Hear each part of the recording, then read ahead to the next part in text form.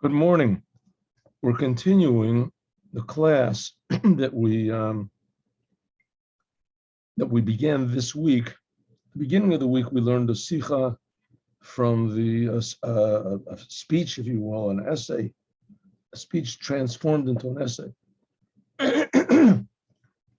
about Yud Beit Tammuz, what happened with the previous Rebbe, and how that's a hint and a preparation for the future redemption of the Jewish people, which should come today, as soon as possible. And now we're learning another sicha, that one that we learned that was in book number 4, Sicha Daled. And this is in Yud Chet. And it talks about how is it that the month of Tammuz has been a terrible month, filled with all sorts of tragedies and difficulties. It's a month where there's a fast. It's the month that Moses broke the tablets and the the walls of the first temple, the second temple, some different opinions. In any case, the walls of the temple were broken into, and that was the beginning of the destruction of the temple that was actually brought to its tragic end the 9th of when the temple was destroyed. This month of Tammuz is always bad. And not only that, even the word Tammuz is bad. The word Tammuz is for an idol. It's the name of an idol, an idolatrous month. The whole month is called in the name of this idol worship, Tammuz.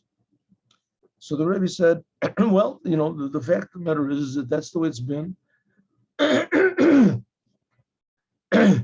for a long time. Just a terrible month, and a month of fasting and mourning, and until the previous Lubavitcher Rebbe, about 100 years ago, a little less than 100 years ago, 1927, he was put into communist prison, sentenced to death, tortured, and then miraculously released from prison, sent into exile, and a few days later, released from exile. Totally unexplainable. So that became a very happy day for the Hasidim. And not only that, there's also another good thing about Tammuz, is that it's the warmest month of the year. And warmth is a good thing. Warmth is a sign of life. Warmth is a sign of excitement and involvement. And that's a sign of blessing, a good thing. Things are dynamic, things are moving. So the Rebbe asked, why is it, and that transformed the whole month to be good. Said the Rebbe, if really transformed, then first of all, two questions. Why is it that the 17th day of Av, that's the bad day, on the calendar comes after the 12th day of Av? I'm sorry, the 17th day of Tammuz comes after the 12th day of Tammuz. The 12th day of Tammuz, that was the day that the previous Rebbe got out of prison. That's the good day. That's a good day. So that should come afterwards. We said that fixed the whole thing up. But here we have it that it's fixed up beforehand. That doesn't make any sense. So if we say that the destruction and all these things, that was just sort of a preparation. That was a preparation for the terrible things that happened. That was a preparation for the future redemption, which that's symbolized by the 12th day of Tammuz, so that the redemption should have come afterwards. The terrible things are the 17th, and the redemption is the 12th. That doesn't make any sense. So the Rebbe says, well, and not only that, there's another, so the Rebbe says, well, the fact is that the Tammuz was always a good month. It was just hidden. Okay, so it says from this, we can understand that the whole content of this month of Tammuz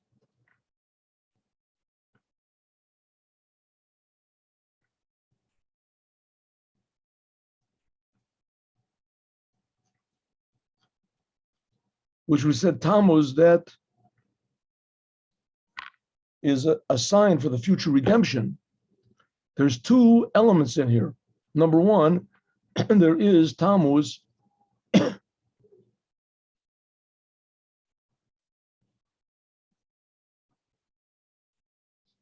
how it is externally was done zet zich via zach from Poronios. Externally, the month is a bad month, and it is a bad month. We're still fasting. We're still fasting after the previous Lubavitcher Rebbe got out of prison. As nevertheless, we're still fasting. It's still, even though this year the Tisha B'av and also Tisha B'av, Yud Zayin Tammuz falls on Shabbat, so we don't fast. We push the fast off to the next day. Same thing as Tisha B'av. But there's the inside that was always there, the inside of this fast day, 17th day of Tammuz. The Tzum, the fast, via Vetzayin, the way it's going to be revealed in the future. Was demelt Vetzayin nigla kavod Hashem. Then there'll be revealed the glory of Hashem. A tug from Sasam v'Simcha u'Moed Tov, a day from happiness and joy, and a holiday.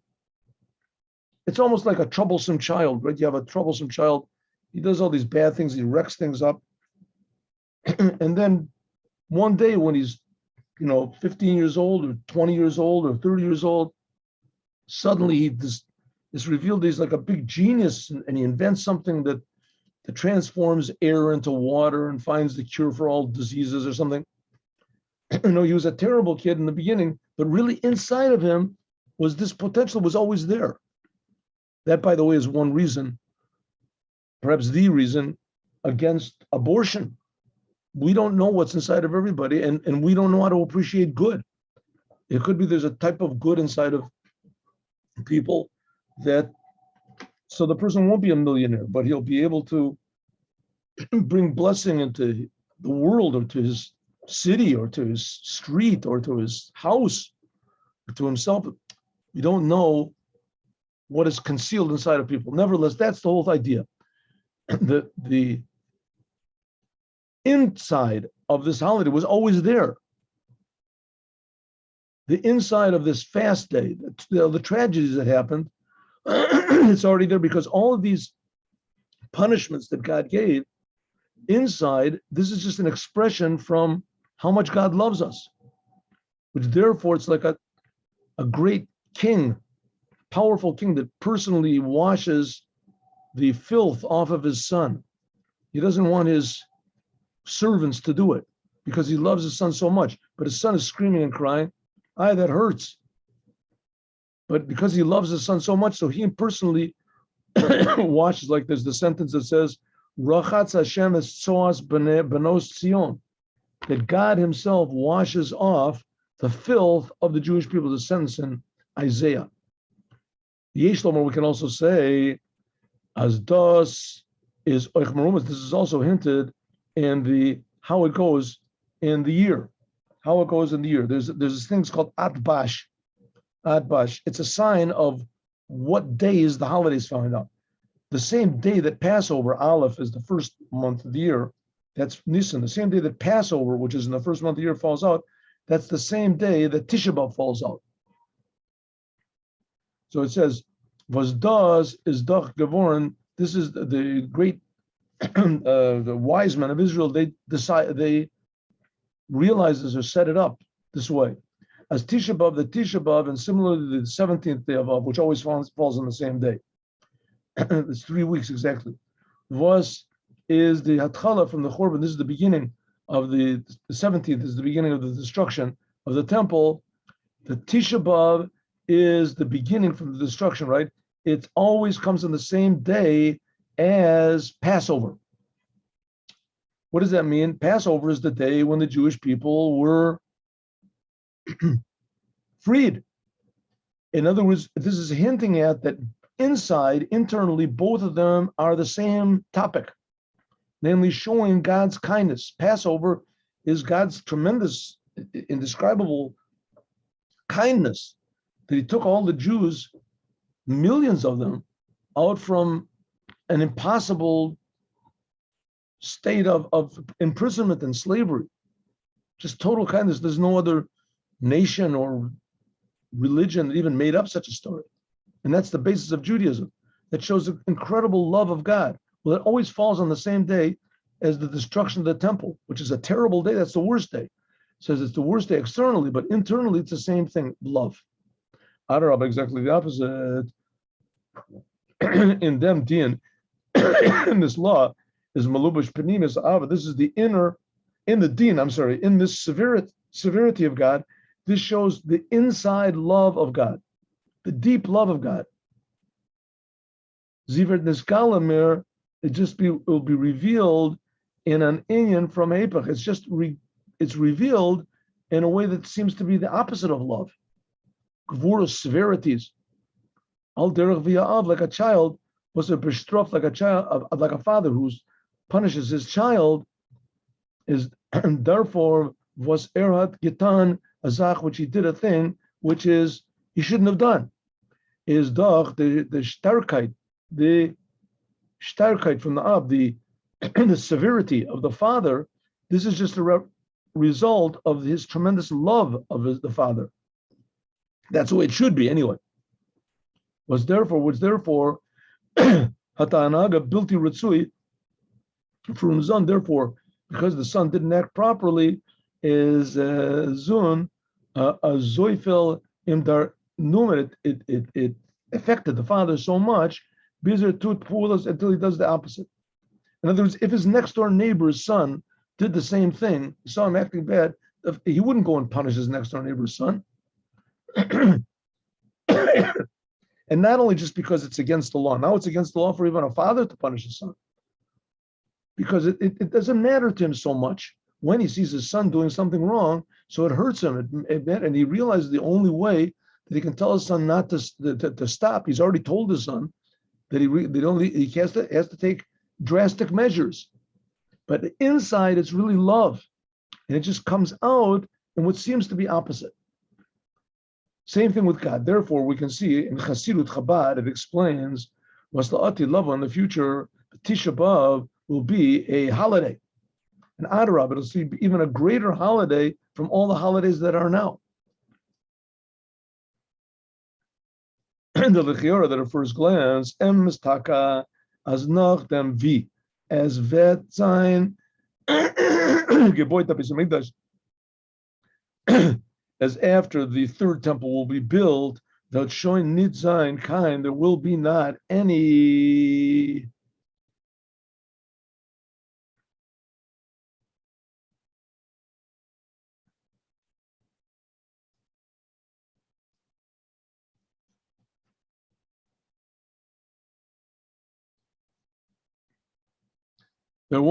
place for Avelos, for any sort of mourning or Tisha B'Av on the Beit HaMikdash Techarav.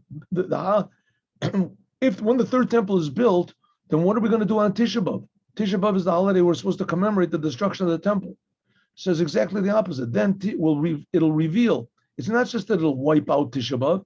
It'll reveal that the reason that God destroyed the temple was because He really, really loves us. A tremendous love. Now it's terrible. Like the son was all dirty, and his dirt is just stuck to him.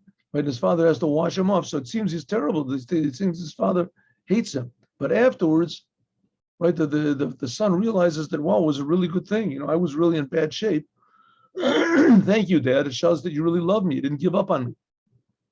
But for us, we can understand that there won't be any mourning. But why is it going to be transformed into a holiday? It's just going out of bad. It's like lo nechrav, lo yeh yom tov,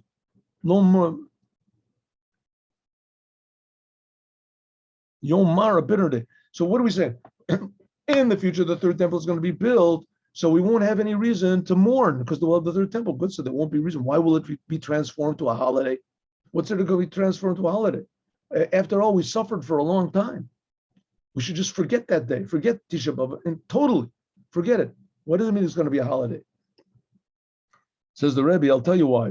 Because they're talking the inside meaning of Tisha B'Av now, presently, is really love. In other words, the Tisha, what we see, the severities and the difficulties that we see now, inside it's really good. Nor call zaman, but all the time. As hersht noch begiloi, we only feel the severity of God and the anger of God now in the time of exile. But the fact, that's what we feel now. But inside, the love is concealed. It's not their tug, but it's a tremendous, deep love that's being concealed. So the day of Tisha B'Av, the token from its home is a fast day. Or after that, God finishes all of his judgment and his anger, and he finishes cleaning us off. Was vet sein love, that's going to be in the future. Vet bleiben nor begilui the penimius ahava, there will be the love versus b'shaychus zum dem tag to that day. Vet is showing b'derech memela verin a tug from sasan v'simcha kuli. And let's take the example, right? The father's son, the king has a son, he gets all dirty, and the dirt is tar, and it's all stuck to him and everything, and it's smelly, it's terrible, awful. And the king's son wants to do more. He really gets into this thing of making himself dirty, right? Like nowadays, people, they make tattoos. The more tattoos, the better. One tattoo is bad enough. Let's take another one or another one. He hasn't got enough space on his body to make tattoos, so he makes piercings. There's not enough space, so he puts. This king's son gets worse and worse and worse. If it was his next door neighbor's son, so it's okay. People do it. What are you going to do? It's his own son. And the king, okay, you can say, it's like Sigmund Freud or something like that. The king is doing it for an ulterior motive, and this. But we're talking about genuine reality here. Reality. There is such a thing as a father loving his son. And sometimes it'll only be expressed when the son does something wrong, and then the father gives him a special attention. Now this father starts washing his son, and his son is screaming and he's yelling, and finally he gets rid of all this dirt. So the son will say, "Oh, now I'm clean, very nice. Right? I'm very glad you did me a favor. Dad, thank you. No, I'm clean." No, so that's good. So nothing's been added. He was clean before he got dirty, and now he's clean again. He just went back to the original state. Same thing with the temple. We had a temple. The temple got destroyed. It was really terrible. And then, right, God wrecked the temple. So we didn't know it, but God was really washing us off. He was washing us, so he washed us off. So now we got a temple. So it's back to the way it was. What's the big deal? Says the Rebbe, if so, why make a holiday out of it? It's just, return the way they're supposed to be. So the Rebbe says, yeah, but let's not forget about another element involved here, the love of the king to his son, the love of God. I mean, we really did some bad things. And the destruction of the temple and this exile was really washing us off. But the whole time God was washing us off in this terrible exile, it was really God's love. How to explain that?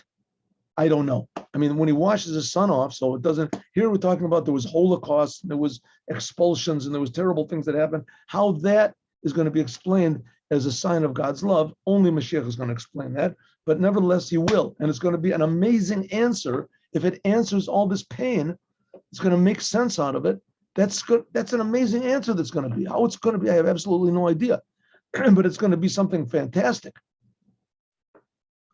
And that's exactly why it's going to turn into a day of happiness and joy. We're going to see the tremendous love that was by Yeshlom. We can say that this is the reason why, that all the generations, that all we saw was just the external of Tammuz. Because the whole panim, inside, love and the future redemption of Tammuz, it was inside. It was concealed. But not only was it concealed, that was really the motivation, the power behind all of the difficulties that God made. Nor is there a ekvus of the Mashiach, but only in this Dora, in this generation of the heels of the Mashiach, when es häupt sich schon, when it begins having a little bit of a taste of this fact that the inside of the bad is a tremendous good, a little sparks of the future redemption.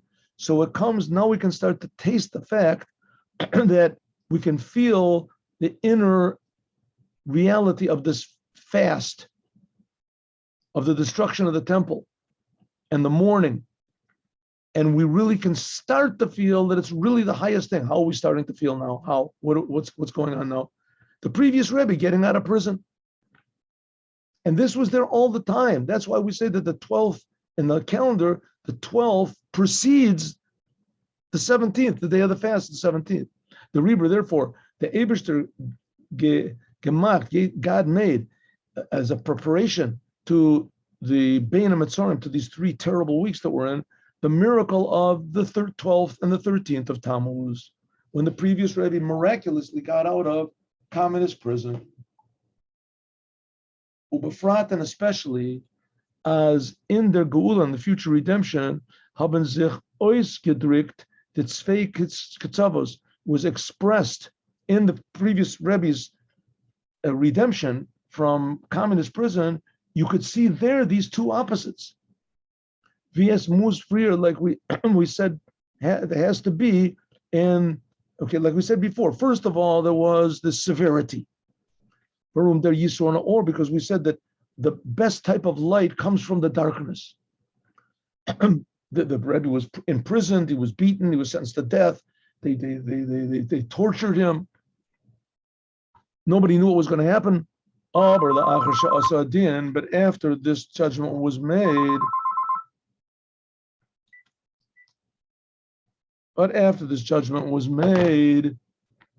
Zet men vider choshech, we saw that the darkness was really, it was a really good thing.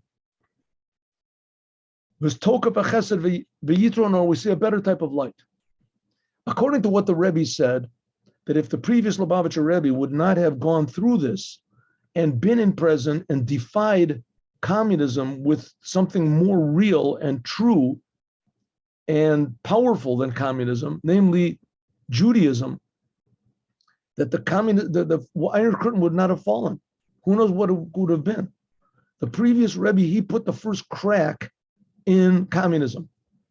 And we have no idea how powerful and popular and enthusiastic everyone was about communism in Russia. And Stalin was killing these people's parents. He was killing these people's friends right and left. And children were informing on their parents that they had money, that they had this. Everyone was indoctrinated to love Stalin and love communism, and it was going to change the world, and it was the only hope for the world. And even in Israel, in the kibbutzim, there was pictures of Stalin on the wall. He's the illuminator of the world, Shemesh Lamim. You have no idea how there was no way you could stand up and convince a person against communism. If you opened your mouth, they would kill you immediately, and everybody would agree. No one would say, hey, leave the guy alone. Come on, he's just expressing his opinion. No such thing. You spoke against communism. You were trying to destroy the world, right? You were an evil, selfish person. No, you closed your mouth. You couldn't say anything. Something like in America today, if you have in the universities, you try to express anything other than their leftist opinion, they close your mouth. They don't let you talk. Communism. Says the previous Lubavitcher Rebbe, he defeated it with, what did he defeat communism with? With a belief in God. That's the opposite of communism. But nevertheless, from the fact that the Rebbe was there, it showed, first of all, the end of communism. That's getting rid of the bad. But it also shows the tremendous love of God that such a small, weak thing as Judaism, that we've got no guns, and we've got no bombs, and we've got no army. We have no plans, secret plans to take over the world. And Judaism, that defeated communism. That's a tremendous, amazing miracle of God. And even more, when communism did fall, it fell without a bullet being shot. If you remember, it was 1990, was it? And Gorbachev just one day said, that's it, fellows, no more communism. The doors are all open, everybody can go out, businesses are. From Einstein on one side, the Rebbe, he had to go through these terrible tortures and in exile, and in the worst possible way, until he was sentenced to death. On the other hand, however, Hatman Gezen, we saw in the Geula from the redemption that the Rebbe got out of prison on the 12th day of Tammuz, not only getting out, being freed, the Rebbe was freed, but also the Gansa Mahalach, everything that happened in the course of his imprisonment is the inside. It was revealed on the 12th. It was revealed, not, God forbid, Chas v'Shalom, and yet from Hagbala. It wasn't really that the Rebbe was limited or that he was imprisoned. Exactly the opposite. This shows the tremendous love. The ois tritten der Weg. This paved the way to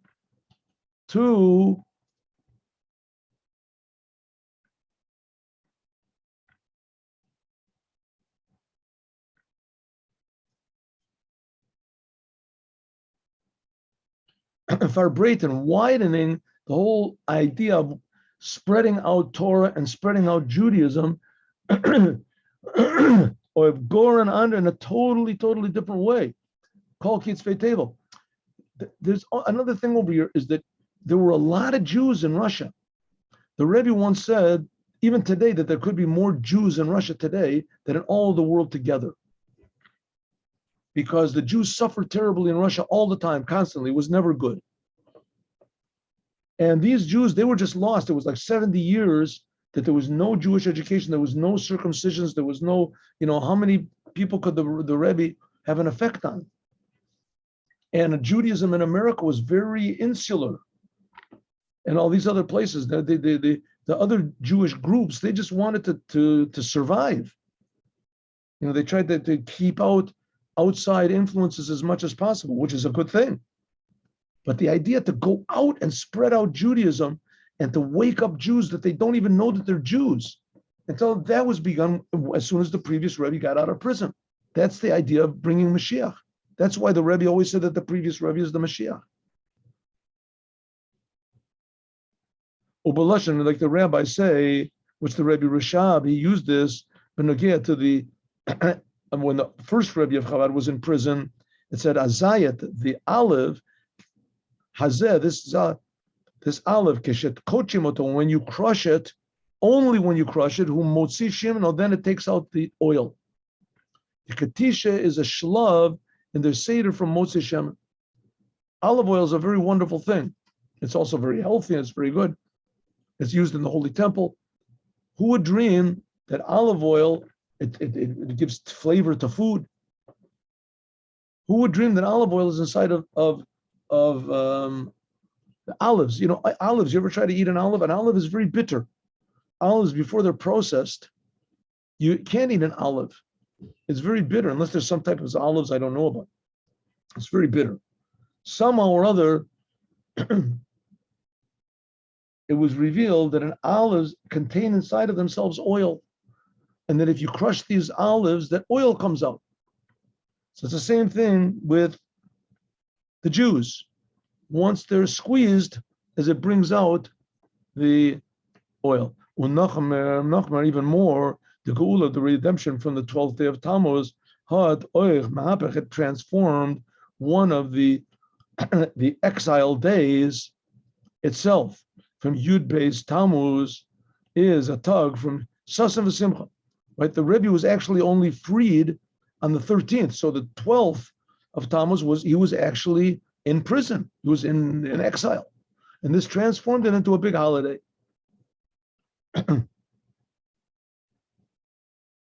Not only does it transform that it's a preparation and a beginning to what's going to be later on from the redemption of Yud Beis Tammuz, but also it itself became a day of redemption. What the Rebbe was announced that he was going to be freed. He got the news on the 12th day of Tammuz, but he wasn't really freed from exile till till the day after Yud Gimel, because it was a holiday for the non-Jews. The offices weren't working, whatever.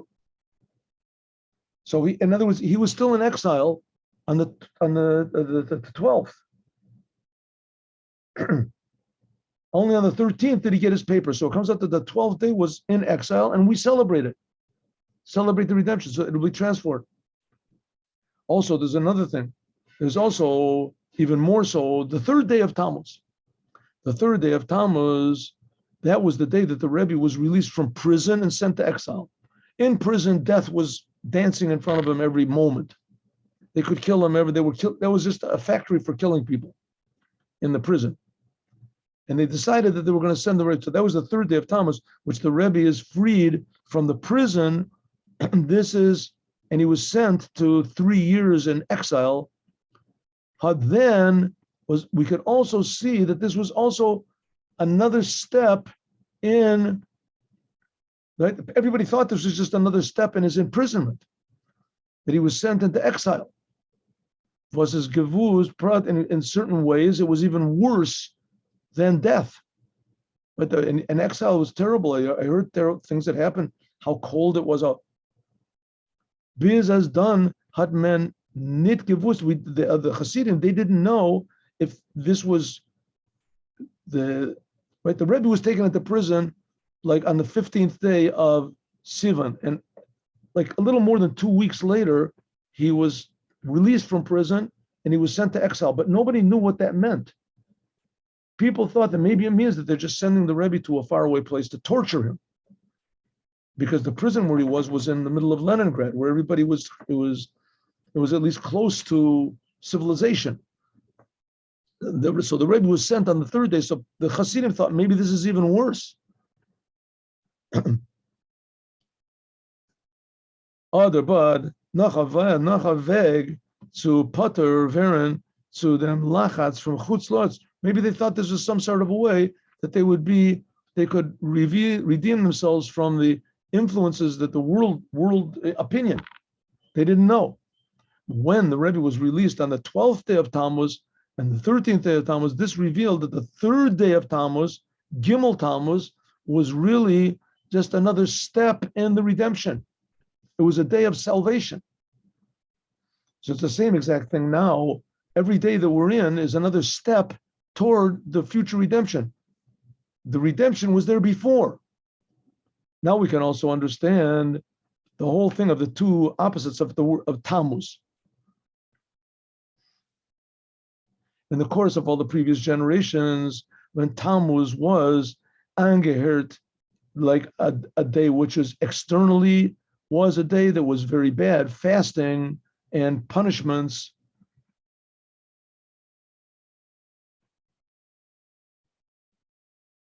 So all we knew was that Tammuz was a type of idolatry. Thus, this means she is a zaman, time of concealment over godliness. But when it came near to the time of the redemption, namely the 12th and the 13th day of Tammuz, then it's revealed the inside of Tammuz, which the inside of Tammuz means that the darkness becomes revealed. That no, the main thing of Tammuz is warmth. It's good. It's a good thing, the month of Tammuz. Okay, so what's the Rebbe saying? The Rebbe is saying that the redemption of the previous Rebbe from prison is really a day that shows us how the inside of something that seems to be terrible is really tremendously good, and that the terrible things that happened were really just an expression of this good and love. So therefore, after it was revealed in the Torah that the 12th and the 13th day of Tammuz is really good. No, I made a mistake here.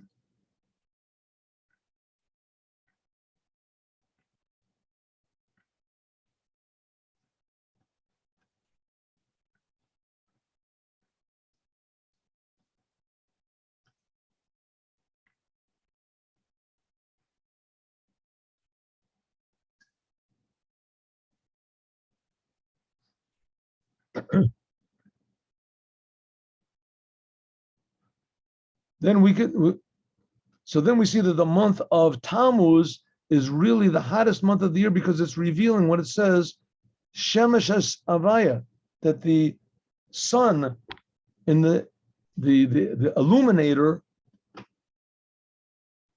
it says Shemesh Hashem, that God is compared to the sun in the sky. So Tammuz has two opposite things in it. One end is that it's a month of idolatry, and that's only externally. But inside of it, it's revealed that this enthusiasm that people had for idolatry, the enthusiasm itself is a good thing. This shows it's a sign of life, and enthusiasm for to serve God, and even more an enthusiasm that's given to us by God. That to the degree that even the deepest levels of darkness and the worst opposition to Torah and commandments, until they themselves, like in communist Russia, the same thing as idolatry. They were totally opposed to any sort of Torah or commandments. And not only was it transformed, they stopped, but they transformed. The Moshiach, they agreed that the Rebbe should get freed, knowing that this itself would arouse spreading Torah over the whole world, over Russia and over the whole world. This means, as the Zelba was haben, or it's the same Jews which arrested the Rebbe because of his work of spreading out Judaism, that they agreed to even adding on to spreading out Judaism. A lot of the things that the Rebbe did, like for instance, he didn't want to travel on Shabbat, was because he wanted to inspire the Hasidim, show the Hasidim not to be afraid of the world, not to be affected or to be discouraged by fear in the world, by any worldly considerations, that the world should never affect us, even in the slightest way. So therefore, the Rebbe went really, really out of his way, risked his life, like we said before. They told the Rebbe he could leave and that they're going to send him to exile. And he said, if that means that I'm going to arrive there on Shabbat, I'm not leaving. They said, well, you're not leaving this prison. Nobody agrees to stay in this prison. There's no such thing. This is a house of death, suffering, torture. No normal person wants to be here.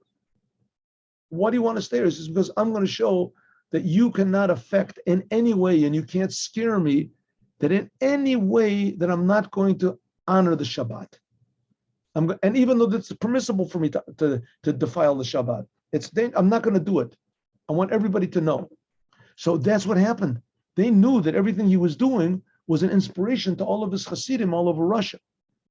They were like clones of the Rebbe. If they could succeed in destroying his resolve, then they would destroy this whole spirit. And it ended up, not only did not destroy it, it did not affect it at all, that even more, that they helped the Rebbe to get out.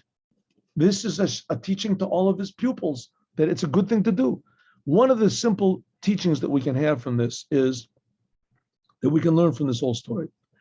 When it is, the closer it comes, now we are coming close, to the days of Bein HaMetzorim. Bein HaMetzorim are the 3 weeks from the 17th of Tammuz, when the destruction began, the walls were breached, until Tisha B'Av, 3 weeks later, when the temple was also destroyed. Those are called Bein HaMetzorim, between the tortures. And a Jew starts to think how tremendous the finsterish, the darkness from the Zman HaGalus, the exile is, in general. Und Punkt Zaman and Funim Zman from Ikvus the Mashiach, and especially now the Ikvus, the heels of the Mashiach, as Kaner Dach Rahman Aslan, a rainfall, and a person can fall into Yush, depression. How do you say hopelessness? Not knowing via Zoe Ervet Kennen by Kumen the Alish Verkeit. Things are so difficult. How can we overcome it? Erveis Takas Durich und der Mensch. I see, like for instance, America. I'm sorry to harp on this, but it really seems to this. In America, like things are just really incredibly terrible, just awful. I mean, the education, they're educating children, to be, they have this tremendous obsession with sex, to change your sex, to do this type of sex, and they give all sorts of letters to different types of decadence and perversions and sexual. This is my orientation.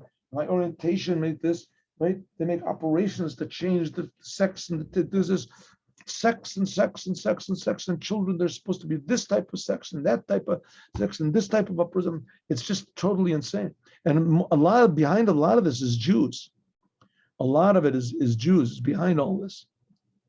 And when you see what's going on, or in America, that's just like the one. By me, that's in a way the main thing. But when you see how all of the media is covering all this, it's not covering it up. It's making it into something good. And anybody who tries to complain of something bad, so you think, well, that's it. It's just finished. What's it going to be? The situation is just so terrible. Says the Rebbe. Now, even though you look and you see how the world is just coming down more and more and more. Aber it, says the Rebbe, now we can find definitor sich doch befahren. Oh, that's right. Just how can I overcome? Is of them. So now the teaching is you find yourself in a low situation, And not only that, there's a lot of troubles going on in the world just individually. A lot of people are sick.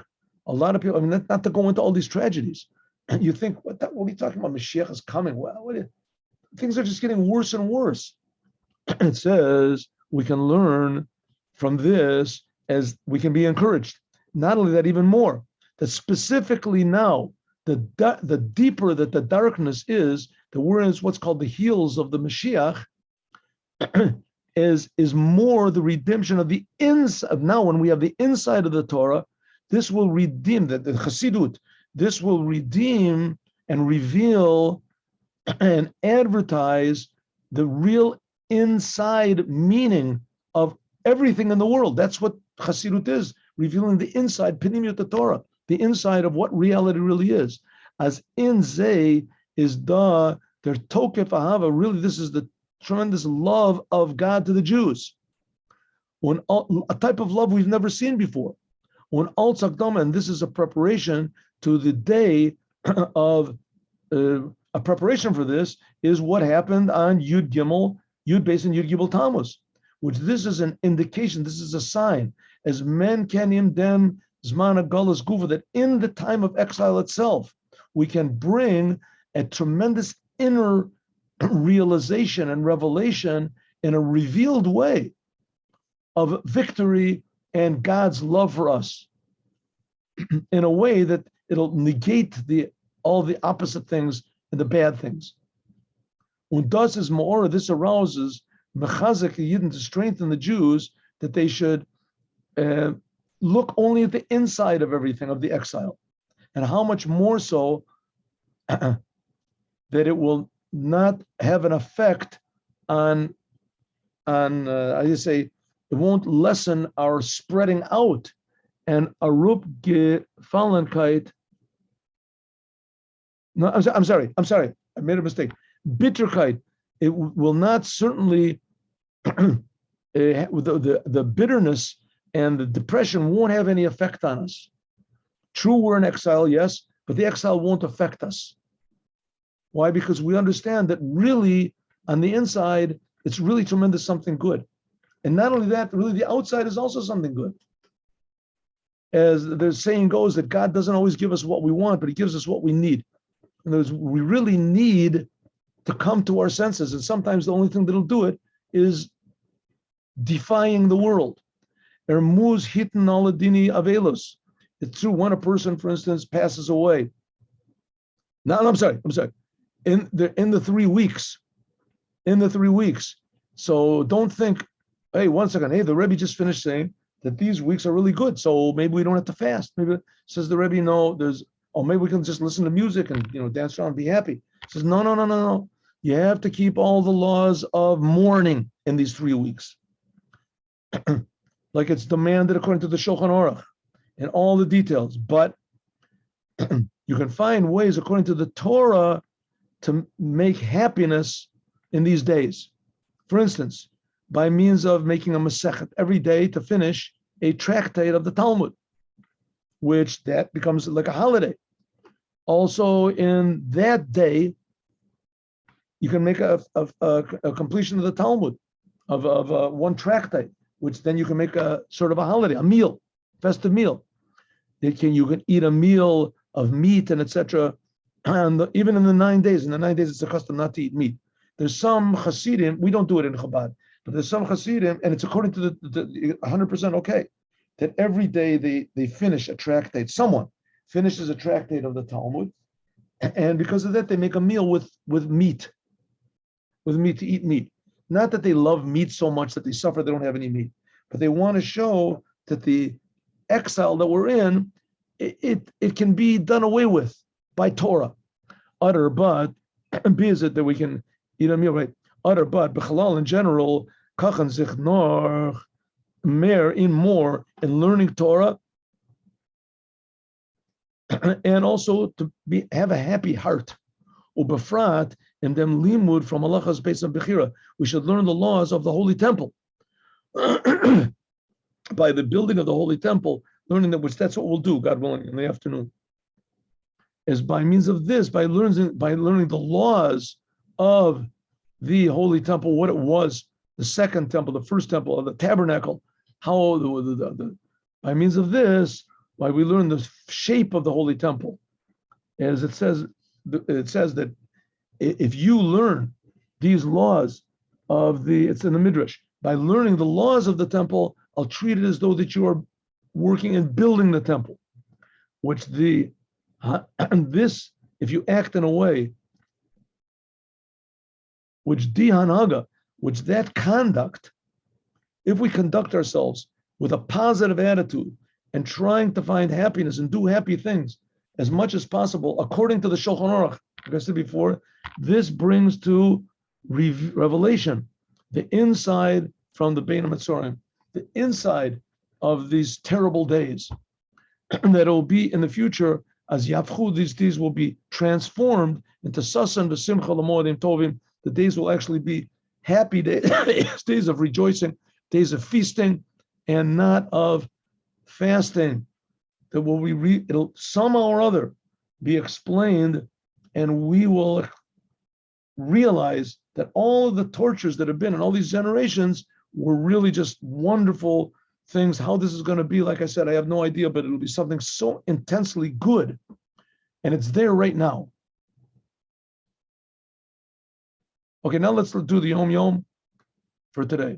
Abba, wonderful. You came the last minute, but it's never too late. Better late than never.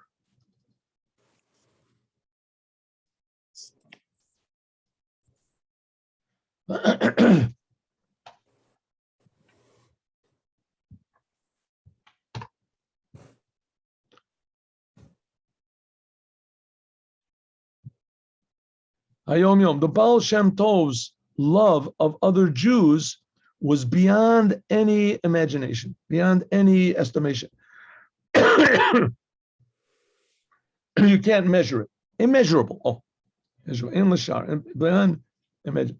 The Maggid said, the Maggid is the pupil of the Baal Shem Tov. If only we could kiss a Sefer Torah with the same love that my master kissed the children when he took them to learn in Cheder as a teacher's assistant. In other words, you kiss the Torah is wonderful. The children sometimes make trouble. And he said the way the Baal Shem Tov loved every single one of the children was immeasurably greater than any love that we can possibly show. That's today. Let's do Shabbat. Why not? Here we go. The difference between the first tablets and the second tablets. In the tablets themselves, the first tablets were the work of God, and the second, God said, may you hew out the tablets yourself. In the writing, the script, according to the rabbis and the Gemara Eruvin, the first temple, only the first ones were engraved on the tablets. The second ones weren't engraved. Through and through. The first ones were through and through, and the second ones, the spiritual standing, the people, the Jewish people. So these were the difference in the tablets. The first tablets God made, the tablets, and the second ones Moses made. The first tablets, the letters went all the way through, and the second one, according to the Eruvin, the letters were carved in, but they didn't go all the way through. The Jewish people. In the first tablets, the Jewish people were all totally righteous when they were in Mount Sinai. There was no defilement. They were all totally pure. But the second tablets, they were Bali Tshuva. And that was the difference between the first and the second as far as Moses, as far as the Jewish people. What about Moses? Moses was also different. When the first Torah was given, it says God gave Moses 1,000 lights of godliness as a gift. With the sin of the golden calf, these were taken from him, and they weren't restored. He never got them back except on Shabbat, like it says in the Kabbalah book. Moses received them back. The second tablets did have something better, that they were given with all the laws and the Midrash and the Agada and the Talmud, etc., a double gift of Torah wisdom, like it's explained in Nedarim. In the second tablet, it says Moses' face shined with rays of light. On the first, it didn't, because the Jewish people were Bali Tshuva, and a Bali Tshuva is even higher. Thank you for being together in this wonderful week. This Shabbos will It is the date of a fast day, but we will not fast. The fast day is going to be on Sunday, and there will be classes on Sunday. 8:15 in the morning on Sunday, we will have a class in Chassidut. Have a good day, a good Shabbat with Moshiach now, and I hope to see you all on Yom Rishon, on Sunday. Just turn this off.